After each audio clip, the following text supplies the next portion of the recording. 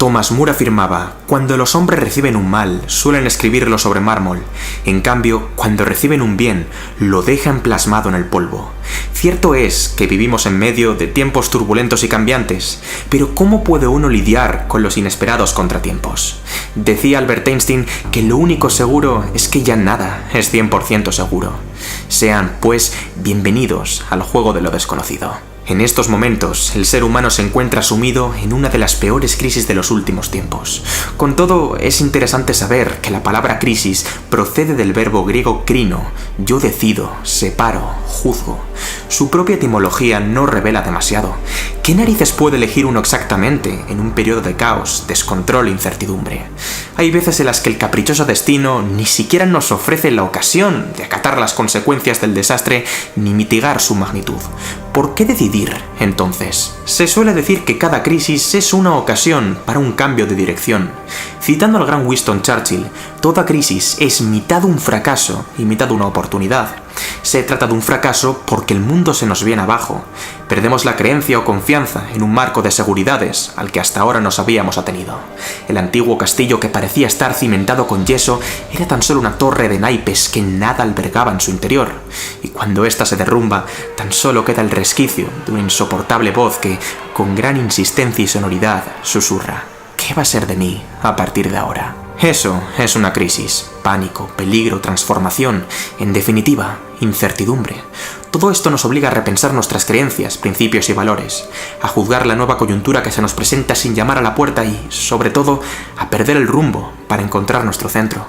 La pérdida de la seguridad en el viejo funcionamiento de las cosas provoca una gran decepción en quienes la portaban.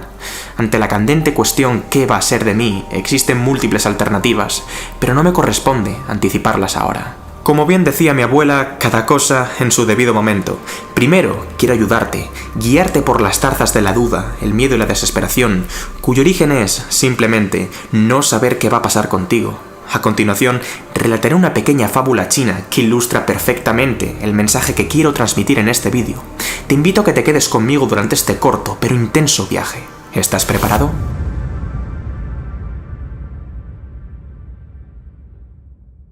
Érase una vez un buen hombre que vivía en una aldea lejana de China. Su gran prudencia jamás pasó desapercibida en la comarca, motivo por el cual se ganó el respeto de todos sus convecinos. Dicho hombre era granjero y había sido educado en una familia llena de amor y con excelentes costumbres. Era tanta la admiración que suscitaba su sabiduría que la gente le consultaba frecuentemente sobre diversos asuntos de la vida, y es que siempre tenía una frase de consuelo o una palabra amigable bajo la manga para los demás. Un buen día, sin saber exactamente cómo, llegó hasta su granja un hermosísimo caballo. El animal tenía un pelaje brillante de color blanco y una musculatura fantástica. Además, caminaba con una elegancia única. Se notaba que era un pura sangre auténtico. El caballo comenzó a pastar de inmediato. Parecía que su intención era quedarse a vivir en la granja. Según las leyes del lugar, el espléndido animal era ahora propiedad del granjero, puesto que había llegado a la granja por sus propios medios. Ante el devenir del acontecimiento, no fueron pocos los que le dijeron: ¡qué buena suerte has tenido! Sin embargo, el buen hombre no reaccionó con júbilo ante la gran masa de felicitaciones y halagos que le llovieron durante esos días. Cualquiera se habría alegrado de que la diosa de la fortuna se presentara en la puerta de casa sin previo aviso. ¿Por qué el granjero se mantuvo inmóvil después de que la suerte le sonriera de tal manera? Por aquel entonces, la gente no entendía la respuesta que el sabio daba a todo el mundo. Tal vez haya sido buena suerte, y tal vez no. A veces, lo que parece una bendición es una maldición. Tal fue su tranquilidad que se empezaron a correr rumores por el pueblo. Mientras algunos llegaron a pensar que el granjero estaba sumamente infeliz, otros simplemente creían que era extremadamente desagradecido. ¿Quién sería capaz de tomar como una maldición el hecho de que un caballo extraordinario llegara por sus propios medios a su establo? ¡Qué gran desfachatez no pararse a considerar tal regalo de la vida! Un tesoro que costaba una auténtica fortuna en el mercado. Si no le gustaba, tan solo tenía que venderlo. Pasaron los meses y los vecinos fueron olvidando el suceso progresivamente. La llegada del invierno trajo consigo fuertes vendavales a la región. Tan fuertes eran los vientos que la puerta del establo se abrió de par en par durante la noche. A la mañana siguiente, el granjero se aproximó a dar de comer al caballo, pero ya no estaba. O bien alguien lo había robado, o bien se había escapado. Acto seguido, la noticia corrió rápidamente por la aldea. Los detractores del sabio encontraron una ocasión ideal para mofarse de su mala suerte. Eso te pasa por no valorar lo que tienes. A pesar de las contadas burlas, la mayoría de los vecinos se presentaron en la granja para dar ánimos al humilde hombre por su pesar. Lamentamos mucho que esto haya pasado. No obstante, el protagonista de la historia permaneció totalmente sereno ante la situación, añadiendo, una vez más, no tenéis nada de lo que preocuparos. A veces, lo que parece una maldición es una bendición. Los demás ya no daban crédito ante sus palabras. ¿Será que el hombre había perdido la cabeza por completo? El invierno pasó lentamente ese año, pero, como siempre, acabó llegando el día en el que los árboles comenzaron a llenarse de hojas y las aves volvieron a cantar. Dicha atmósfera primaveral provocó que el granjero pasara mucho tiempo fuera de su casa. Una tarde cualquiera, mientras volvía de comprar el material necesario para el cultivo de sus tierras, sintió de repente un estruendo. El humilde individuo, un tanto asustado, echó la vista a lo lejos y pudo distinguir la figura del caballo perdido, con su pelaje blanco y brillante. Cuán grande fue su sorpresa cuando el maravilloso animal no venía solo. Tras él había, al menos, otros 20 caballos que lo seguían con gran obediencia. De la misma manera, el granjero decidió acogerlos de nuevo en su propiedad. Los vecinos no podían creer que la fortuna acompañara de forma tan espectacular al granjero. Tanto las muestras de cariño como las de odio por parte del pueblo se intensificaron enormemente. Pero hubo algo que no cambió en absoluto: la respuesta del granjero. A veces, lo que parece una bendición es una maldición. De hecho, sus pronósticos acabaron siendo muy acertados. Ahora, la carga de trabajo se multiplicó exponencialmente, hasta el punto en el que al buen hombre le costaba dormir. Los caballos que habían llegado con su hermoso ejemplar eran salvajes, lo cual implicaba que tenían que ser domados uno por uno. Dado que tan solo su hijo mayor y él estaban en condiciones de hacerlo, dicha tarea les llevaría mucho tiempo. Cuán arduo trabajo el que les quedaba por hacer. A la llegada del otoño, el hijo del granjero se propuso domar al más arisco de todos los caballos. Aunque el joven era diestro en esas lides, el caballo se mostraba más inquieto de lo habitual y, de forma violenta, le acabó tirando al suelo en una de sus frecuentes voliciones, provocando que el muchacho se fracturara una de sus piernas. Al oír sus gritos de dolor, los vecinos corrieron presurosos a llevar medicinas y a preguntar en qué podían ayudar a la desdichada familia. Ante las abundantes muestras de consuelo y lástima, el sabio volvió a responder: a veces, lo que parece una maldición es una bendición. Los que tanto criticaban al buen hombre comenzaron a entender por qué reaccionaba de forma tan sobria, pausada y neutral cuando el azar le sonreía o le castigaba. Por esperanza matemática, cada pizca de fortuna será contrarrestada por un golpe de desgracia. Cierto es que hay veces en las que la suerte se ceba con las personas, tanto para bien como para mal, pero no se dejen engañar. La aleatoriedad no entiende de piedad, mérito, necesidad, consuelo, conveniencia, justicia ni felicidad. En caso contrario, el azar ya no sería azar.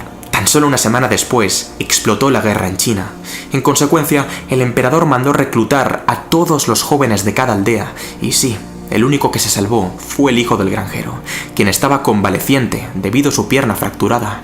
El buen hombre no era vidente ni gurú, ni tampoco más inteligente que los demás. Simplemente entendió su inherente vulnerabilidad ante la incertidumbre.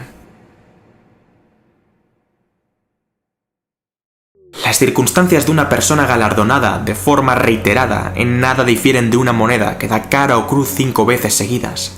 Cuantas más veces se tire la moneda al aire, más van a converger las respectivas proporciones de caras y cruces. Aunque este fenómeno no erradica la injusticia por sí mismo, es casi indudable que nadie pasa por este demente y satírico planeta sin darse de bruces con la realidad, al menos una vez. Como ya expuso Jorge Luis Borges en sus escritos, la vida es una ironía tremendamente peligrosa, pues es corta y larga al mismo tiempo. Corta, puesto que nuestra vil conciencia percibe el transcurso del tiempo cada vez más rápido, y larga, porque la densidad de los eventos favorables y desfavorables, la cantidad de las cosas que suceden, es muy grande. He aquí el significado de la historia del caballo perdido, uno de comportarse como aquel granjero que mantuvo la sobriedad con total independencia de lo que le ocurriera. El paisano entendió que pocas cosas en esta vida son buenas o malas por sí mismas, más bien es la experiencia, emoción y comportamiento del ser humano las que les atribuye la carga moral. Cuando un acontecimiento inesperado, incómodo e incierto llama al timbre, nuestra reacción más inmediata es el rechazo, la negación, la duda y el miedo. Solo unos pocos son capaces de mirar al obstáculo de frente y apreciar la oportunidad que se esconde tras de sí. Quizás con horror, tristeza y decepción. Nadie niega la cruel naturaleza de la existencia humana, pero pase lo que pase, al toro hay que cogerlo por los cuernos. Simon Hayes sugiere que una manera para lidiar con la incertidumbre es verla como un huevo frito. Por un lado, la deliciosa yema representa los aspectos de nuestra vida que se encuentran bajo control. Es más reducida en tamaño, pero muy intensa en sabor. Nos encanta sentir que un determinado objeto está dentro de nuestra área de influencia, y esto se debe a que las expectativas que construimos en torno al mismo pueden ser alcanzadas mediante la acción. Podría decirse que los aspectos más esenciales de la vida dependen de nosotros. Por otro lado, la clara simboliza aquello que no podemos controlar. Es más extensa en tamaño, pero menos intensa en sabor. El simple hecho de que algo esté situado fuera de nuestro marco de actuación nos petrifica, nos repele, nos disgusta tanto que muchas veces preferimos hacer como que no existe, o peor aún, intentamos controlar dichos objetos desesperadamente. Mas no se me ocurre nada más ridículo y perjudicial que tratar de cambiar algo que no depende de uno mismo. La clara del huevo es de todo menos clara. Si lo pensáis bien, la parte blanca del granjero era caótica, impredecible y difusa. Un día venía un caballo nuevo, al día siguiente se escapaba, de repente se presentaban 20, uno de ellos le da una coza a su hijo que, eventualmente, acaba librándole de la guerra. No obstante, el bienestar del buen hombre no dependía de los milagros ni de los infortunios que la ruleta rusa de la existencia le proporcionaba. En contrapartida, su foco de atención estaba en la yema, es decir, en cómo se prepararía, interpretaría y reaccionaría ante los hechos. No obsesionarse con la parte blanca del huevo no implica que haya que hacer caso omiso de la misma. En otras palabras, aunque no dediquemos ni un solo ápice de nuestra energía a intentar cambiar lo incontrolable, tampoco debemos actuar como si lo incontrolable no fuera a suceder nunca. Para exponer mejor este concepto, el psicoterapeuta Barry Mason ofrece 4 posiciones distintas ante una situación de riesgo e incertidumbre.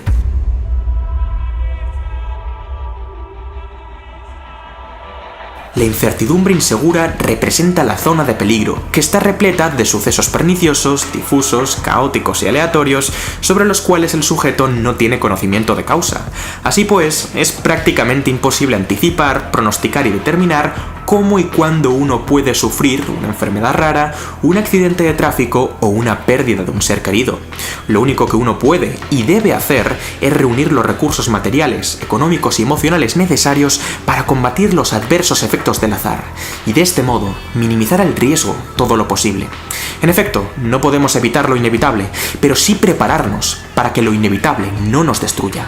La mejor actitud al respecto es ser conscientes de que ignoramos una gran parte del hilo conductor del cosmos. La certidumbre insegura representa la zona de toxicidad, la cual está compuesta por todo tipo de comportamientos controladores, obsesivos, tóxicos y negativos.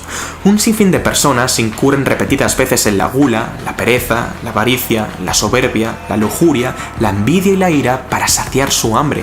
Lo que en realidad les ocurre es que todavía no han aceptado que, como bien manifestó Calderón de la Barca, la vida es sueño. No pueden mover montañas, ni detener oleajes, y peor aún, no están dispuestos a admitir la fragilidad de su inherente condición humana. Irónicamente, si en algo sí puede incidir el hombre, si algo recae bajo su voluntad, es en alejarse todo lo posible de la zona de toxicidad. La certidumbre segura representa la zona de confort, caracterizada por las conductas repetitivas, complacientes y predecibles. Contrariamente al pensamiento popular, no hay ningún problema en tener un espacio donde uno se sienta a gusto y pueda descansar con tranquilidad. La cuestión se complica de sobremanera cuando las personas se empiezan a refugiar, esconder y acomodar en esa área donde nada nuevo les depara. Si uno abusa de la comodidad y la familiaridad, su crecimiento interno se deteriorará por completo. Es entonces cuando la zona de confort, perfectamente saludable y lícita en su justa medida, se acaba transformando en la zona de toxicidad. Todavía estás a tiempo. Para evitar dicho escenario, mantén las proporciones adecuadas de paz, reposo y serenidad en el hogar. Y ahora procedamos con mi favorita. ¿Qué nos depara en el cuadrante restante?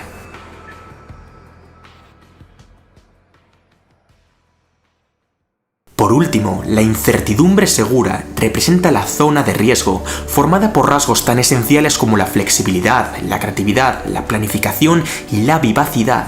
Es aquí, en el corazón de la aventura, donde reside la llama de la pasión, pues aventura implica necesariamente la toma de riesgos. Sin embargo, la zona de riesgo no es sinónimo de un imprudente salto al vacío, más bien se trata de una voluntaria aceptación de que las cosas pueden salir mal a la hora de llevar a cabo un plan, el cual está articulado y perfeccionado para maximizar las probabilidades de éxito. La mejor arma del estratega del riesgo es su pensamiento crítico y analítico.